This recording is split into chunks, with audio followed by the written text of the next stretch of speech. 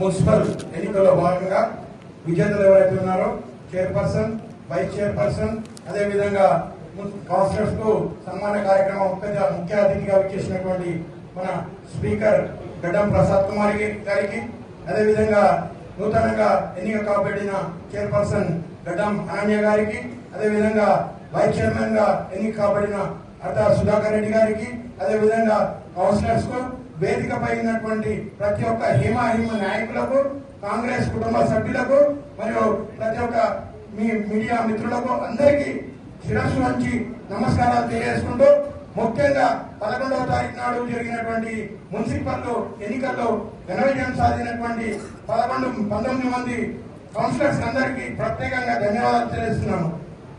ఏదైతే మనము ఎన్నిక జరిగిన తర్వాత మనకు ఓట్లు వేసిన వారిదే మన ప్రజలు అనుకోవద్దు. మన వార్డులో ఉన్న ప్రతి ఒక్కరూ మనకు ఓట్లు వేసినట్టే గుర్తుంచుకోవాలి. ఇప్పుడు దాదాపు 1800 నుంచి 2000 వరకు ఓట్లు ఒక్కొక్క వార్డు.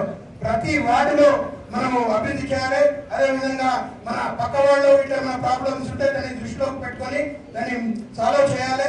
మరియు ఇప్పుడు మన కాంగ్రెస్ ప్రభుత్వము అత్యధిక నిధులు మన వికారాబాద్ మున్సిపాలిటీకి కేటాయించడం జరిగింది. దాదాపు 369 కోట్ల రూపాయలు మున్సిపాలిటీకి ఉన్నాయి.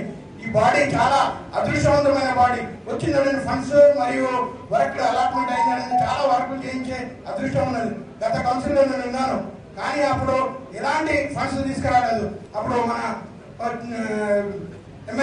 ఎమ్మెల్యే మెతుకు ఆనంద్ గారు ఉన్నారు. ఆయన ఓన్లీ కమిషన్లు దాని గురించే కమట్టాడు, కానీ ఏ విధమైన అభివృద్ధి పనులు చేయలేడు. ఇప్పుడు అలా కాదు, మన స్పీకర్ గడ్డం ప్రసాద్ కుమార్ గారు ఉన్నారు. అదేవిధంగా ఎన్నో అభివృద్ధి పనులు జరుగుతాయని కోరుకుంటూ, ప్రజలందరూ కలిసి కట్టుగా మన కాంగ్రెస్ పార్టీకి ఏ ఎన్నికలైనా ఆశీర్వదించాలని కోరుకుంటూ ఈ అవకాశం ఇచ్చిన ధన్యవాదాలు తెలియజేస్తున్నాను. థ్యాంక్ యూ సురేష్ గారు, థ్యాంక్ యూ వెరీ మచ్.